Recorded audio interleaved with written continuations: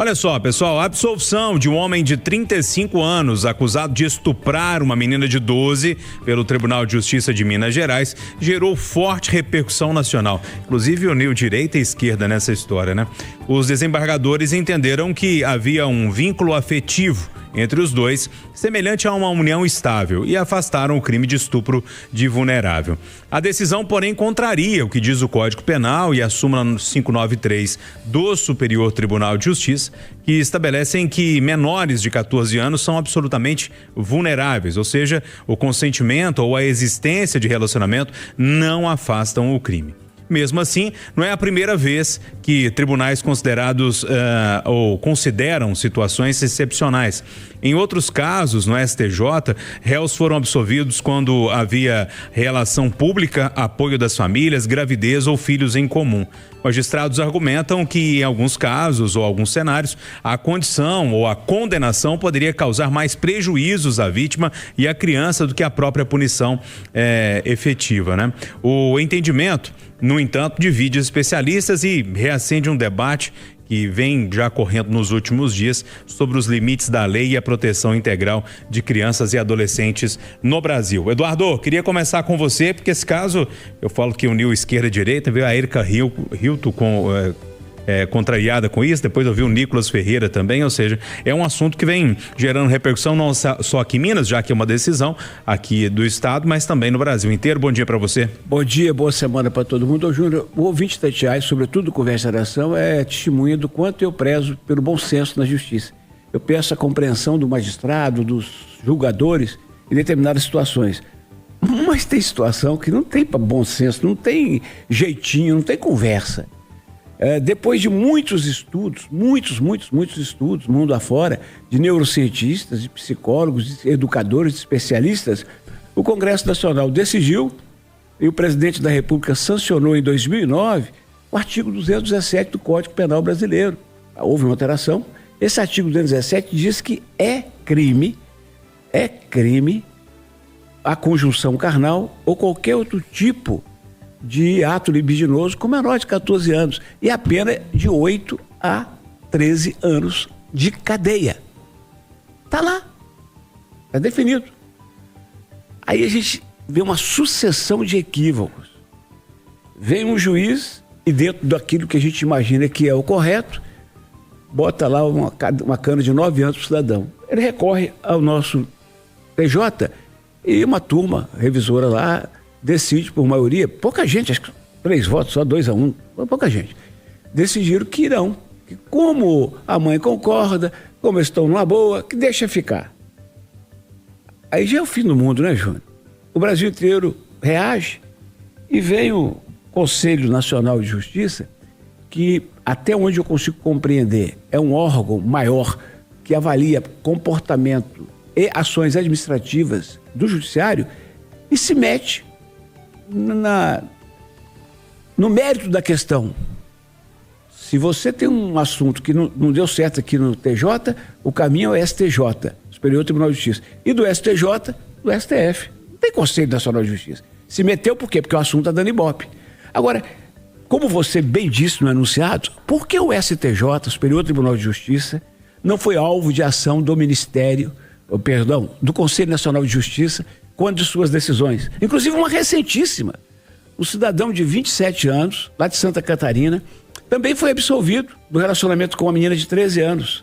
Disse o ministro relator Antônio Saldanha, nesse caso, que a presunção de vulnerabilidade prevista no artigo 217 é absoluta, devendo ser analisada à luz das circunstâncias concretas, como a maturidade da vítima e a natureza do vínculo. Ele falou, já tem um filho, estão vivendo bem, os pais concordam, deixa o pau quebrar, deixa continuar.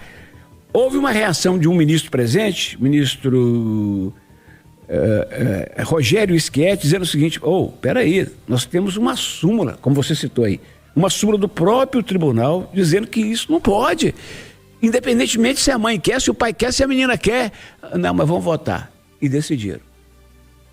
No meio desse foco, Júnior, a gente vai para um dado do IBGE recentemente divulgado aqui na Itatiaia e apurado pelo IBGE no ano passado.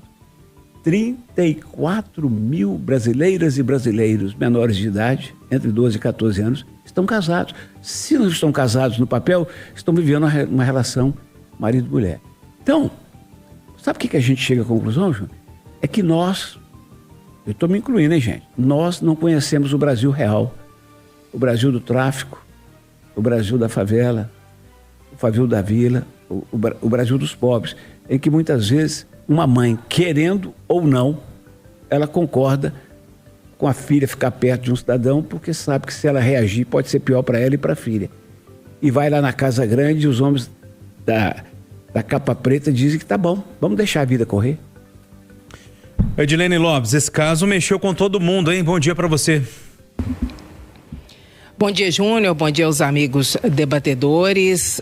O Eduardo tem muita razão em muito do que ele diz, mas em relação à atuação do CNJ, eu acho que o CNJ, o Conselho Nacional de Justiça, é sim obrigado a rever a posição desse juiz ou avaliar a posição desses juízes, e eu defendo muito que haja uma punição para eles, porque quando se toma uma decisão como essa, na justiça a gente fala se abre precedentes, abrir o precedente é depois que você tomou uma decisão, você diz que aquela interpretação pode valer como a letra da lei para outros casos.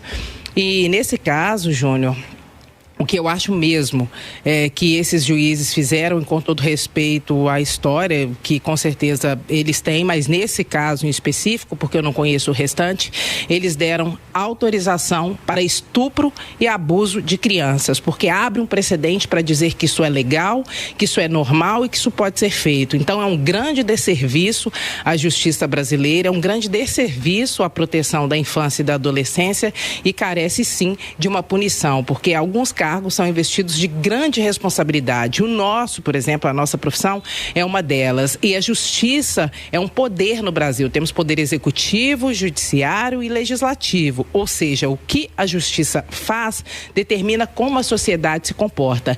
E nesse caso, abriu um precedente para se interpretar que estuprar e abusar de criança é algo normal. A maioridade penal no Brasil é 18 anos, não é 12. Isso por quê? Porque antes dos 18, o nosso córtex pré-frontal não está formado totalmente, está se amadurecendo. Significa que você não tem o discernimento que uma pessoa maior de 18 anos tem, que dirá com 12. Então, esse caso é um completo absurdo, é uma lástima, Júnior. É de chorar. Eu falo isso aqui emocionado porque é triste. Ô Rita Mundim, esse caso gerou uma repercussão muito grande.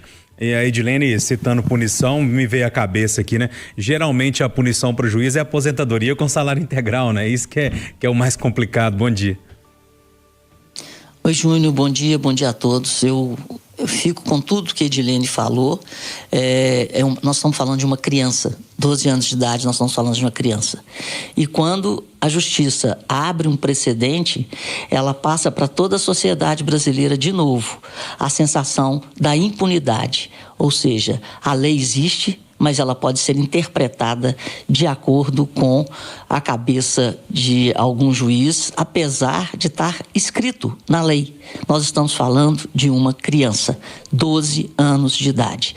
Então, é lamentável mesmo que abra-se esse precedente. Então, tomara que seja revisto e, como disse Edilene, que quem tomou essa decisão, querendo criar uma lei que não existe e passar para toda a sociedade, de novo, essa sensação de impunidade ou do poder que quem está julgando tem de mudar a lei, então isso é muito grave para toda a sociedade. E aí, William Travassos, bom dia para você, queria te ouvir para a gente arrematar esse assunto. Bom dia, Júnior Moreira, bom dia, bancada, bom dia, os ouvintes da Itatiaia. Isso foi um estupro, tá?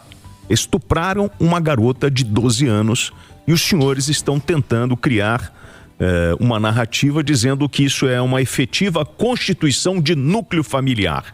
E como o Eduardo falou, não é a primeira vez que isso acontece. Inclusive, desde o dia 14 de novembro, nós estamos aguardando, o Senado tem uma deliberação, está pronto para uma deliberação no plenário, mas ainda não aconteceu, porque nós tivemos uma decisão que toda relação sexual de adulto com criança é estupro. Isso foi uma decisão do Conselho de Constituição e Justiça no dia 5/11 de 2025. O que aconteceu e o porquê essa proposta, o Júnior? nós tivemos um caso, a deputada Laura Carneiro, do PSD do Rio de Janeiro, após o Supremo Tribunal de Justiça, o STJ, não reconhecer o crime no caso de um homem que tinha 19 anos e engravidou uma menina de 12 anos, ela foi e entrou com esse projeto de lei, que é o projeto 2195/2024. Então, assim, nós já temos agora, no Senado, uma decisão da Comissão de Constituição e Justiça. Então nós vamos transformar em lei para acabar com essa palhaçada e essas decisões onde o cara pega e interpreta. Não, ele tinha uma relação de efetiva constituição de núcleo familiar, sim. E aí você pega o histórico de um cara com tráfico de drogas, um envolvimento que mandava cesta básica para a família. Ele estava comprando esta família, como acontece no Brasil inteiro, em função da pobreza que nós vivemos. Traficantes se aproveitam, né, dessas famílias desestruturadas, dão um recurso para quem está cuidando. Tivemos um caso recente de uma avó que entregou para um homem mais velho uma criança, uma pré-adolescente, porque dava muito trabalho para ela. A mãe morreu, ela estava cuidando, é melhor ele cuidar. Nós voltamos à época da pedra, é isso? Então me desculpem, o que aconteceu com essa menina foi estupro, decisão equivocada. Ô Júlio, diante da dúvida colocada pela Edilene, que é muito pertinente, se o CNJ pode ou deve intervir, eu passei o zap correndo aqui para o advogado criminalista, o Marcos Aurélio Santos, e ele partilha do meu entendimento, sabe? Não é que nós dois estejamos certos, não. Ele também entende que uma decisão, ela vai para instâncias superiores. Então, quem poderá ter, se o assunto chegar até lá, vai ser, além do STJ, Superior Tribunal de Justiça, o Supremo Tribunal Federal. E ele, como eu, também acha, né, pergunta por que precedentes criados no Superior Tribunal de Justiça lá em Brasília não foram alvo de investigação ou punição por parte do CNJ.